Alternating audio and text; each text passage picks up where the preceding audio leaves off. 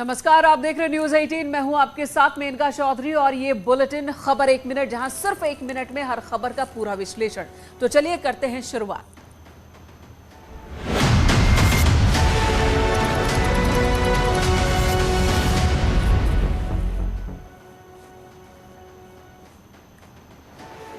वाराणसी में ज्ञानवापी परिसर का शनिवार सुबह 8 बजे सर्वे शुरू होगा और वीडियोग्राफी भी की जाएगी और इसके लिए सभी तैयारियां पुख्ता करने का दावा किया जा रहा है। अदालत के फैसले के बाद 14 मई यानी शनिवार ज्ञानवापी परिसर की वीडियोग्राफी होगी। वाराणसी के पुलिस कमिश्नर और डीएम ने दोनों पक्षों के प्रतिनिधियों के साथ बैठक की और सर्वे के दौरान सहयोग की अपील की। वो कमीशन की कार्रवाई शनिवार को शुरू होगी। उसी कमीशन की कार्रवाई को लेके पक्षकारों को बुलाया गया था कि जो कमीशन की कार्रवाई है उसके दौरान सारे कोऑपरेट करें और शहर में शांति व्यवस्था बनाए रखें। उसी की बड़ी सौहार्दपूर्ण मीटिंग हुई है और उसमें शांति का संदेश काफ़ी पक्षकारों के द्वारा प्रसारित भी किया गया है। इससे पहले शुक्रवार को जुमे की नमाज के लिए सुरक्षा के पुख्ता इंतजाम किए गए। कड़ी सुरक्षा के बाद ही नमाजियों को ज्ञानवापी परिसर में जाने दिया गया। जब सर्वे करने के लिए टीम यहाँ पर आई थी, नमाज का ही दिन था, जुमे की नमाज उस दिन हो रही थी और उस वक्त कुछ विरोध का सामना करना पड़ा था। थोड़ा बहुत माहौल तनावपूर्ण हो गया था। उसको देखते हुए आज एहतियात के तौर पर पुलिस ने यहाँ पर अपनी ओर से सख्ती दिखाई है लोगों। और इसी बीच मुख्यमंत्री योगी आदित्यनाथ 2 दिन के वाराणसी दौरे पर हैं। पहले दिन सीएम योगी कई कार्यक्रमों में शामिल हुए। सबसे पहले सीएम जंगमबाड़ी मठ पहुंचे और यहां आयोजित कार्यक्रम में हिस्सा लिया। इस दौरान उन्होंने मठ में पूजा अर्चना की और साधुओं से मुलाकात भी की। सीएम ने काशी के विकास और कायाकल्प को लेकर पीएम मोदी की जमकर तारीफ की।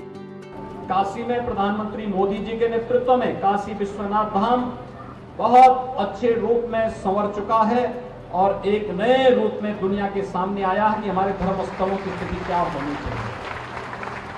काशी की पहचान बाबा विश्वनाथ के धाम से है।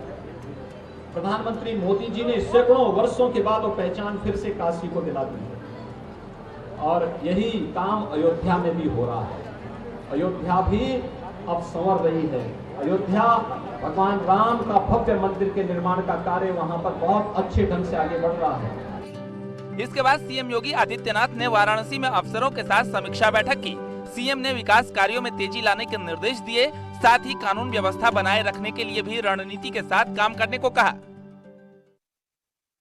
उधर राजस्थान के उदयपुर में कांग्रेस का 3 दिन का चिंतन शिविर शुरू हो चुका है और चिंतन शिविर के पहले दिन सोनिया गांधी ने केंद्र सरकार पर निशाना साधा और समाज को बांटने की राजनीति करने का आरोप लगाया।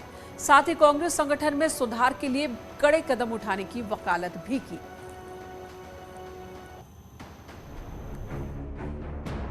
चिंतन शिविर का आगाज सोनिया गांधी ने किया और पार्टी नेताओं को एकजुटता का पाठ पढ़ाया।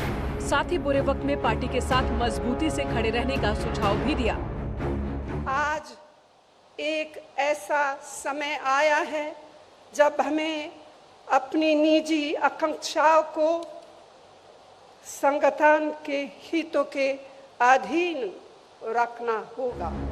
5 राज्यों में मिली करारी हार के बाद कांग्रेस भविष्य की रणनीति के लिए उदयपुर में जुटी है। लिहाजा सोनिया गांधी ने संगठन को मजबूत करने के लिए हर संभव कदम उठाने की बात भी कही। मगर बाहर सिर्फ एक ही संदेश जाना चाहिए, संगठन की मजबूती, दृढ़ निश्चय और एकता का संदेश। उत्तराखंड में 4 धाम यात्रा से हो रही दिक्कतों को दुरुस्त करने के लिए मुख्यमंत्री धामी खुद एक्शन में हैं। शिकायतें मिलने के बाद कई कदम उठाए गए और लोगों से भी एहतियात बरतने की अपील की गई है। केदारनाथ और बद्रीनाथ में यात्रा व्यवस्थाओं को लेकर सीएम पुष्कर सिंह धामी ने अपने 2 मंत्रियों को जिम्मेदारी सौंपी है, जो यात्रा व्यवस्थाएं और यात्रियों की सुविधाओं को देखेंगे। सीएम धामी ने धन सिंह रावत को केदारनाथ का जिम्मा सौंपा है। इसके साथ ही वीआईपी दर्शन का सिस्टम भी खत्म कर दिया गया है। कोई भी ऐसी भी जो भी जितनी भी डेथ हुई है, कोई भी यात्रा में कहीं पर दबाव के कारण से, भगदड़ के कारण से नहीं हुई है। वो पहले से ही चूंकि सभी के हेल्थ रीजन्स इत्यादि थे, उसके कारण से हुई है। इसलिए यात्रा में अव्यवस्था जैसी चीज कोई नहीं है। हम लोग पूरी तरह से प्रयास कर रहे हैं कि यात्रा पूरी सुव्यवस्थित हो। सीएम धामी ने यात्रा को लेकर सभी इंतजाम पुख्ता करने का भी दावा किया है। वीआईपी दर्शन होते थे, उस व्यवस्था को भी हमने अभी समाप्त किया है। साथ में हमारा एकमात्र उद्देश्य है कि यात्रा अच्छी हो, सरल हो, सुगम हो। इसलिए मैं सबसे अपील करता हूँ कि जो शारीरिक रूप से अभी थोड़ा कमज़ोर हैं या उनका स्वास्थ्य ठीक नहीं है, तो ऐसी अवस्था में उन सभी से मैं अपील करता हूँ कि थोड़ा जब तक स्वास्थ्य ठीक नहीं हो रहा है तब तक वो अपनी यात्रा।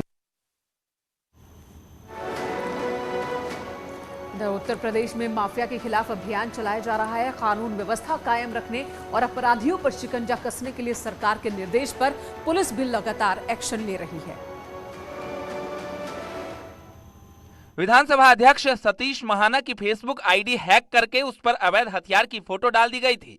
इतना ही नहीं, उसकी कीमत भी लिख दी गई। जानकारी मिलने पर सतीश महाना ने चकेरी थाने में केस दर्ज करवाया। पुलिस मामले की जांच में जुट गई है। ये हमारे संज्ञान में आया, इस पर तत्काल पुलिस ने त्वरित कार्रवाई करते हुए मुकदमा पंजीकृत कर लिया। साथ ही 3 सदस्यीय एक टीम बनाई गई है जो इसकी पूरी जांच कर रही है। और अब तक की जो जांच हुई है उसमें ये निकल कर आया है कि जिससे ये किया गया, ये हरियाणा का नंबर है। हमने फेसबुक से भी संपर्क किया है, उनको ईमेल भेजा है जिससे कि उसकी डिटेल्स हमें प्राप्त हो जाए। पुलिस ने साफ किया है कि हर पहलू से जांच की जाएगी और आरोपी के खिलाफ कानून के मुताबिक कड़ी कार्रवाई होगी। फिलहाल में ऐसा कोई क्लू नहीं मिला है, लेकिन एक बार एड्रेस कंफर्म हो जाए, हो सकता है कि वो नंबर यहीं पे कार्य कर रहा हो। अभी तक वो हरियाणा का नंबर निकल कर आया है, लेकिन हो सकता है वो नंबर यूपी में कहीं कार्य कर रहा हो। तो जैसे उसका एड्रेस प्राप्त होगा तो जिस भी जगह प्राप्त होगा वहां तत्काल टीम रवाना करके कार्रवाई की जाएगी। मेरठ के गैंगस्टर यशपाल तोमर के खिलाफ गौतम बुद्ध नगर में पुलिस ने बड़ी कार्रवाई करते हुए करोड़ों की संपत्ति कुर्क कर दी। भू माफिया यशपाल तोमर की ग्रेटर नोएडा के दादरी में 135 बीघा जमीन को मेरठ के ब्रह्मपुरी पुलिस ने जब्त किया। बकायदा इस जमीन पर सरकारी बोर्ड लगाया गया। इस जमीन की कीमत 100 करोड़ से ऊपर आंकी गई है। टोटल इसका एरिया जोड़ेंगे तो 135 बीघा के आसपास जमीन पड़ेगा। यहाँ के 7 अलग अलग हिस्सों में अलग अलग रकबा संख्या का, अलग अलग खसरा संख्या के यहाँ पे ज़मीनें हैं और इसकी अनुमानित कीमत आप अब देख सकते हैं कि हम दादरी में हैं। बिल्कुल आपका ये शिवनादर यूनिवर्सिटी है, तो ये बिल्कुल एक काफ़ी प्रेशियस लैंड है। 100 करोड़ के आसपास या उससे अधिक जो इसकी एक्चुअल व्यावसायिक कीमत होगी वो होगी। चिठैरा में जिस जमीन पर प्लॉटिंग की जा रही है, जिसकी शिकायत पर जिला प्रशासन की ओर से कार्रवाई की गई, पुलिस के मुताबिक यशपाल तोमर गरीबों को झूठे मुकदमों में फंसाकर उनकी जमीनों पर कब्जा कर लेता था। भोले भाले और गरीब किसानों पे झूठे मुकदमे दर्ज करा के उनको कभी जेल में भेजना, उन पर दबाव डालना, उनको डराना धमकाना और उनकी ज़मीनें हड़प लेना। जैसे कि इस गांव में भी आप देखेंगे कि बहुत सारे ऐसे आपको किसान बंधु मिल जाएंगे जिनको उसने जेल भिजवाकर झूठे मुकदमों में उनकी ज़मीनें हड़प रखी हैं। और इसी बीच अलीगढ़ से एक बड़ी खबर आई मस्जिद को लेकर, और वो जानकारी ये कि सार्वजनिक जमीन पर यह मस्जिद बनी है, जिसके बाद अब सियासत भी तेज हो गई है। आरटीआई के तहत मिली जानकारी से ये पता चला है कि अलीगढ़ की जामा मस्जिद सार्वजनिक जगह पर बनाई गई है। मस्जिद पर किसी का मालिकाना हक भी नहीं दर्शाया गया है। हमने फिर एक नगर निगम में आरटीआई आवेदन किया कि भाई ऊपरकोट किला जो राष्ट्रीय धरोहर है, यहाँ ये जो मस्जिद बनी है, ये मस्जिद किसकी जमीन में बनी है, इसका अधिकार पत्र कौन है, इसका मालिक कौन है। तो मुझे आरटीआई के तहत जो जवाब दिया है नगर निगम अलीगढ़ के द्वारा, उसमें ये स्पष्ट लिखा है कि सार्वजनिक भूमि है, नॉन जेजेड है, ये सरकारी संपत्ति है, इसके ऊपर ये जामा मस्जिद का निर्माण हुआ है। नगर निगम से आरटीआई के तहत मांगी गई जानकारी में ये खुलासा हुआ है, जिसके बाद बीजेपी नेता इस मामले पर सरकार को चिट्ठी लिखने की तैयारी में है। मुख्यमंत्री जी के लिए हम अवगत कराएंगे कि आरटीआई के आधार पर जो तथ्य सत्य निकल करके आए हैं और नगर निगम जो कह रहा है उस पर बहुत जल्दी विचार किया जाए। जो अवैध है वो टूटना चाहिए और जो वैध है वो नहीं टूटना चाहिए। और इधर उत्तर प्रदेश में अवैध कब्जा करने वालों पर लगातार कार्रवाई हो रही है। प्रशासन बुलडोजर के जरिए सरकारी जमीनें खाली कराने में जुटा है। बरेली में सरकारी जमीन पर बने अवैध निर्माण को बुलडोजर ने जमींदोज कर दिया।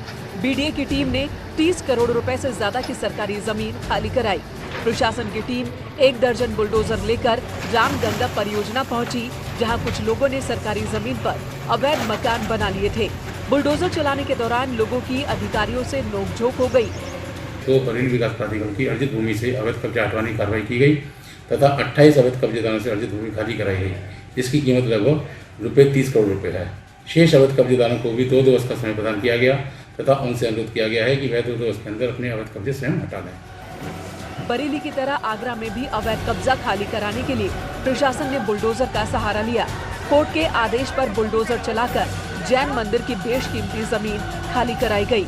नेताजी की टाल की जमीन के नाम से इस हिस्से को जाना जाता है। मंदिर छिपी टोला ट्रस्ट की जमीन को लेकर कई साल से विवाद चल रहा था। खुद को किराएदार बताने वाले जमीन खाली नहीं कर रहे थे। अब जब बुलडोजर गरजा तो जमीन खाली हो गई। यहाँ रुकेंगे एक छोटे से ब्रेक के लिए। खबरों का सिलसिला जारी है, इसलिए आप बने रहें हमारे साथ।